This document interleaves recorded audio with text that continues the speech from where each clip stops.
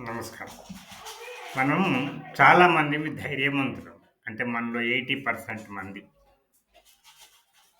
ఒక సముద్రంలో ప్రయాణం చేయాలంటే ఏ నావికుడికైనా దిక్సూచి అనే పరికరం ఉండాలి.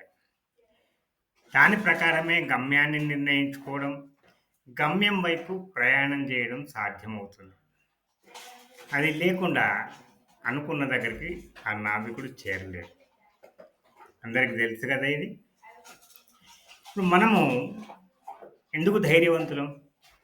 జీవితం అనే సముద్రంలో మనకి దిక్సూచి లేకుండా మనం ప్రయాణిస్తుంటాం. మనలో 80% మంది వీళ్ళంతా ధైర్యవంతులే కదా! వీళ్ళు వాళ్ళు వాళ్ళకు తెలుసో తెలియదో కానీ ఈ ప్రయత్నంలో ఒకటి తమ శక్తిని, తమ యొక్క డబ్బును, తమ యొక్క టైమును మొదలగు వనరులన్నిటిని కూడా వ్యర్థపరుస్తుంది. అనుకున్న దగ్గరికి అనుకోరు కాబట్టి ఎక్కడికి పోతున్నారో వాళ్ళకి తెలియదు. జీవితం అనే సముద్రంలో దిక్సూచీలు ఏంటి? ఒకటి ఉద్దేశం, రెండోది ఒక లక్ష్యం, మూడోది కృతనిశ్చయం, నాలుగోది సాధనం ఆ వైపు వెళ్ళడానికి. ఇవన్నీ దిక్సూచీలు. ఇవి ఉండాలి.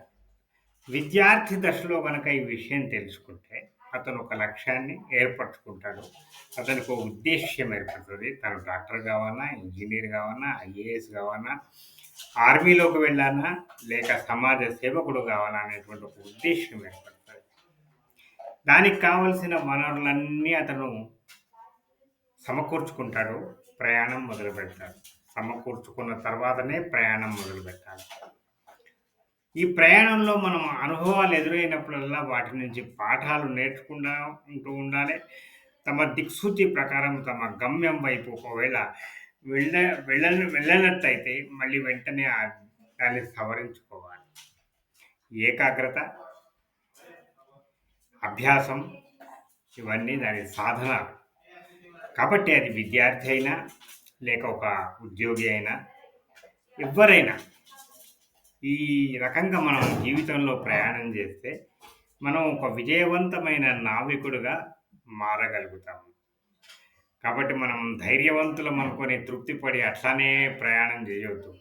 మనకున్న దేవుడిచ్చిన శక్తిని, ప్రతిభలను వ్యర్థం చేసుకోవద్దు. ఉంటాను. శుభమస్తు.